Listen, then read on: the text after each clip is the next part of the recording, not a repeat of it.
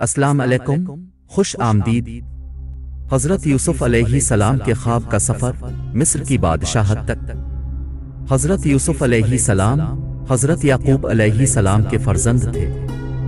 हजरत याकूब अलैहि सलाम के 12 फर्जंद थे, जिनमें से यूसुफ अलैहि सलाम सबसे छोटे थे। वो बहुत हसीन व जमील थे और उनके बाबा यानी हजरत याकूब अलैहि सलाम उनको बड़ा चाहते थे, और ये बात उनके बाकी के 11 भाइयों को नागवार गुजरती थी। एक रात हजरत यूसुफ अलैहि सलाम ने एक ख्वाब देखा। क्या देखते हैं कि 11 सितारे, चांद और सूरज मुझे सजदा कर रहे हैं। बेदार होने के बाद उन्होंने अपना यह ख्वाब अपने वालिद को बताया। वालिद ने मना किया कि अपना यह ख्वाब अपने भाइयों को ना बताना।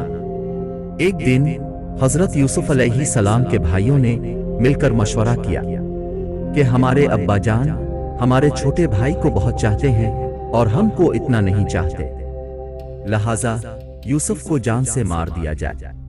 फिर इनमें से एक ने कहा, यूसुफ को जान से ना मारो, बल्कि इसे उस कुएं में फेंक दो जिसमें पानी ना हो।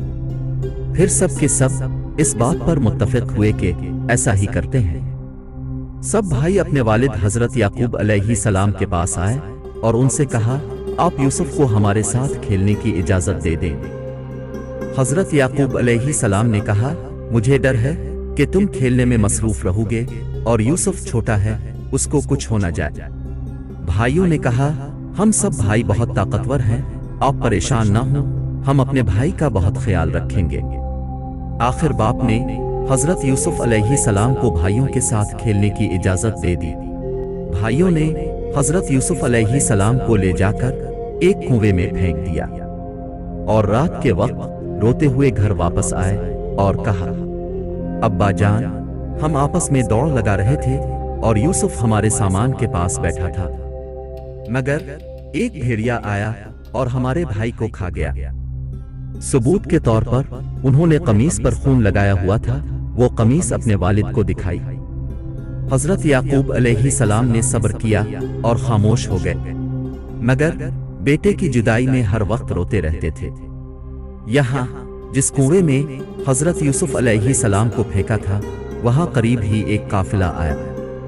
उन्होंने पानी निकालने के लिए रस्सी कुएं में डाली तो देखा एक खूबसूरत लड़का कुएं में है।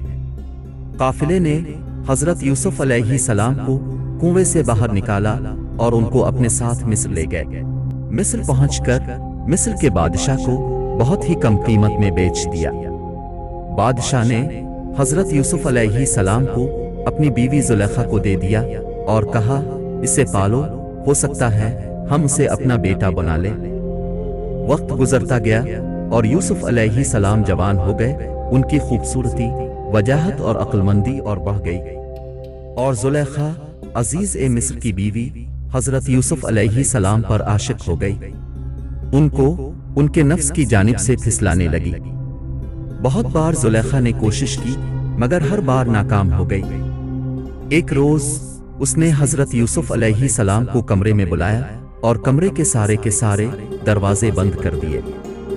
हजरत यूसुफ अलैहि सलाम ने यह हालत देखी तो अल्लाह पाक से पनाह मांगी और दरवाजे की तरफ भागे।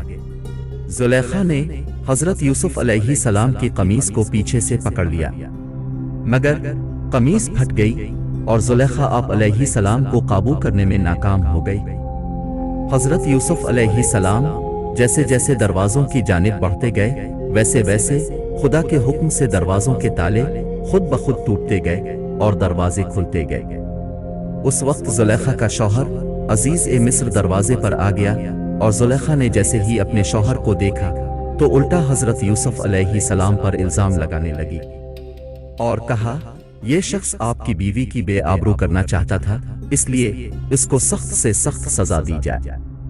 हजरत यूसुफ अलैहि सलाम ने कहा, मैं बेकसूर हूं, बल्कि ये औरत खुद मुझे फिसलाने की कोशिश कर रही थी, मगर खुदा के हुक्म से मैं बच गया और ये औरत इस नापाक काम में नाकाम हो गई। आखिरकार ये मामला काजी के पास पहुंच गया।